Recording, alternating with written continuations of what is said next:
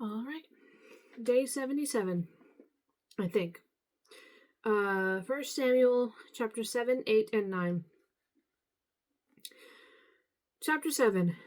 Then the men of Kirjath-jearim came and took the ark of the Lord and brought it into the house of Abinadab, I think that's how you say that, on the hill, and consecrated Eleazar his son to keep the ark of the Lord. So it was that the ark remained in Kirjath-jearim a long time. It was there 20 years, and all the house of Israel lamented after the Lord. Then Samuel spoke to all the house of Israel, saying, If you return to the Lord with all your hearts, then put away the foreign gods and the Ashtoreths from among you, and prepare your hearts for the Lord, and serve him only, and he will deliver you from the hand of the Philistines. So the children of Israel put away the Baals and the Ashtoreths, and served the Lord only. And Samuel said, Gather all Israel to Mizpah, and I will pray to the Lord for you. So they gathered together at Mizpah, drew water, and poured it out before the Lord. And they fasted that day, and said there, We have sinned against the Lord. And Samuel judged the children of Israel at Mizpah. Now when the Philistines heard that the children of Israel had gathered together at Mizpah, the lords of the Philistines went up against Israel. And when the children of Israel heard of it, they were afraid of the Philistines. So the children of Israel said to Samuel, Do not cease to cry out to the Lord our God for us, that he may save us from the hand of the Philistines. And Samuel took a suckling lamb and offered it as a whole burnt offering to the Lord. Then Samuel cried out to the Lord for Israel, and the Lord answered him. Now as Samuel was offering up the burnt offering, the Philistines drew near to battle against Israel. But the Lord thundered with a loud thunder upon the Philistines that day, and so confused them that they were overcome before Israel. And the men of Israel went out of Mizpah and pursued the Philistines, and drove them back as far as below Beth-kar. Then Samuel took a stone and set it up between Mizpah and Shen, and called its name Ebenezer, saying, Thus far the Lord has helped us. So the Philistines were subdued, and they did not come any more into the territory of Israel. And the hand of the Lord was against the Philistines all the days of Samuel. Then the cities which the Philistines had taken from Israel were restored to Israel, from Ekron to Gath, and Israel recovered its territory from the hands of the Philistines. Also there was peace between Israel and the Amorites.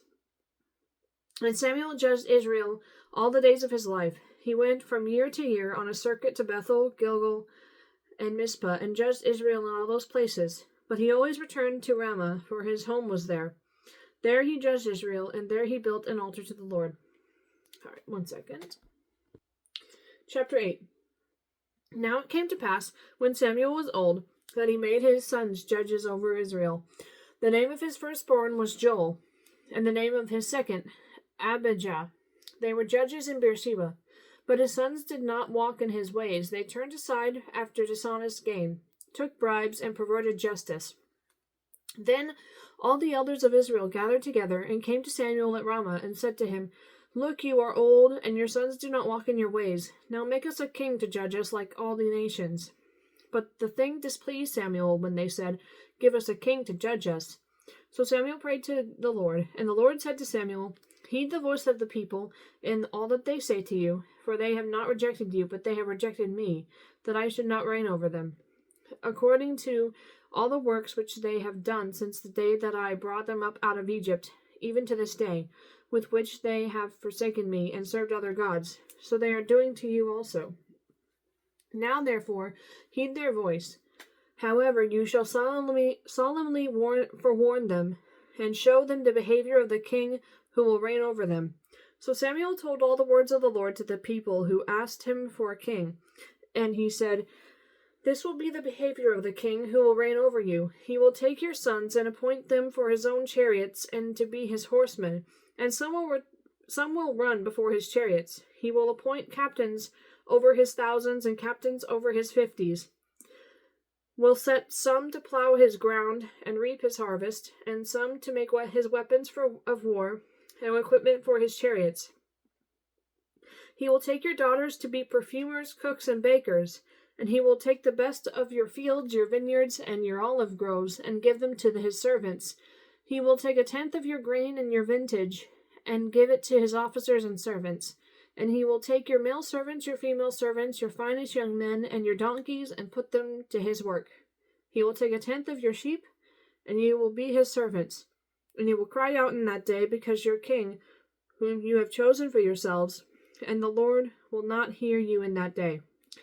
Nevertheless, the people refused to obey the voice of Samuel, and they said, No, but we will have a king over us, that we also may be like all the nations, and that our king may judge us and go out before us and fight our battles. And Samuel heard all the words of the people, and repeated them in the hearing of the Lord. So the Lord said to Samuel, Heed their voice and make them a king. And Samuel said to the men of Israel, Every man go to his city. All right. Let me take another drink real quick. Chapter 9.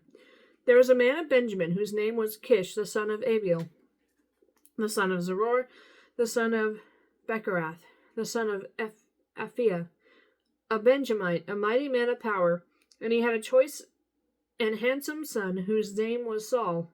There was not a more handsome person than he among the children of Israel. From his shoulders upward he was taller than any of the people. Now the donkeys of Kish, Saul's father, were lost.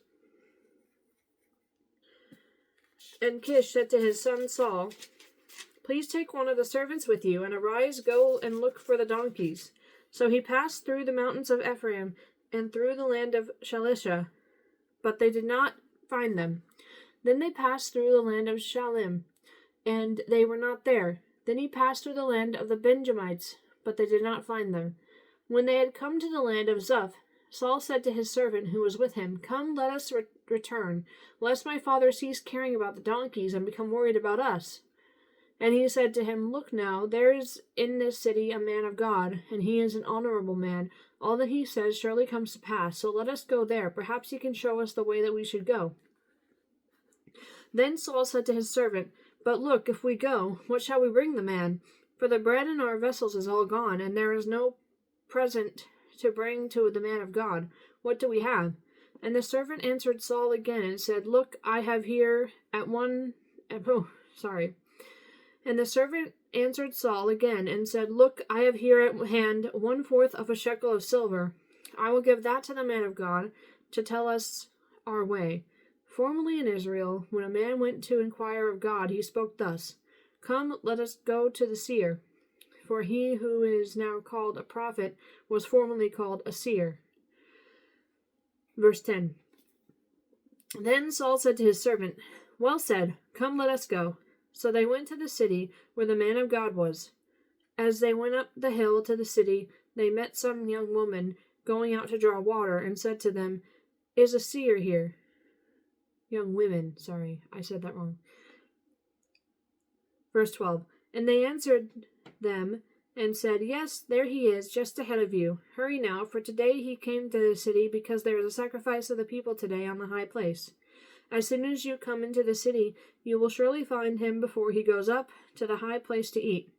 For the people will not eat until he comes, because he must bless the sacrifice.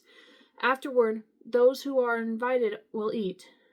Now therefore go up, for about this time you will find him. So they went up to the city. As they were coming into the city, there was Samuel coming out toward them on his way up to the high place. Now the Lord had told Samuel in his ear the day before Saul came, saying, Tomorrow about this time I will send you a man from the land of Benjamin, and you shall anoint him commander over my people Israel, that he may save my people from the hand of the Philistines, for I have looked upon my people, because their cry has come to me. So when Samuel saw Saul, the Lord said to him, There he is, the man of whom I spoke to you. This one shall reign over my people. Then Saul drew near to Samuel in the gate, and said, Please tell me, where is the seer's house? Samuel answered Saul, and said, I am the seer. Go up before me to the high place, for you shall eat with me today, and tomorrow I will let you go, and will tell you all that is in your heart. But as for your donkeys that were lost 3 days ago, do not be anxious about them, for they have been found. And on whom is all the desire of Israel? It is not on you and on all your father's house. Is it not on you and on your father? My goodness, I cannot read today. Is it not on you and on all your father's house? And Saul answered and said, Am I not a Benjamite, of the smallest of the tribes of Israel, and my family the least of all the families of the tribe of Benjamin? Why then do you speak like this to me? Now Samuel took Saul and his servant and brought them into the hall, and had them sit in the place of honor among those who were invited. There were about 30 persons. And Samuel said to the cook, Bring the portions which I gave you, of which I said to you, set it apart. So the cook took up the thigh with its upper part and set it before Saul.